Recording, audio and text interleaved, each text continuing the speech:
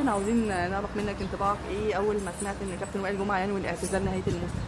طبعا خساره كبيره طبعا، مش النادي الاهلي، خساره الكره المصريه طبعا. ما قعدتوش معاه انا ما لحقتش، انا كوب تريكا ما لحقتش كابتن وائل جمعه.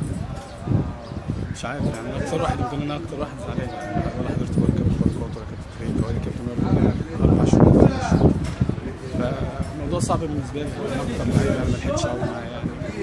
بس هي دي سنه الحياه، بس طبعا خساره لينا طبعا، خساره للكره المصريه صعب يتعوض واحد زي كابتن وائل جمعه. تقولوا ايه يا كابتن من خلالنا؟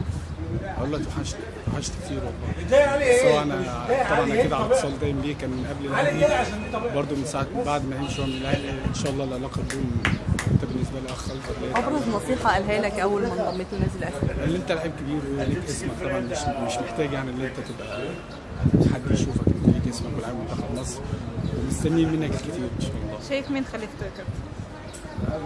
صعب. وائل جمعه لا يقارن، زي بركات ملوش خليفه، زي تريكا ملوش خليفه، زي وائل جمعه ملوش خليفه برضه. في كلام اتقال ان انتوا بتقنعوا ابو تريكا ان هو يرجع مره ثانيه. لا، ما عنديش علم على الموضوع ده.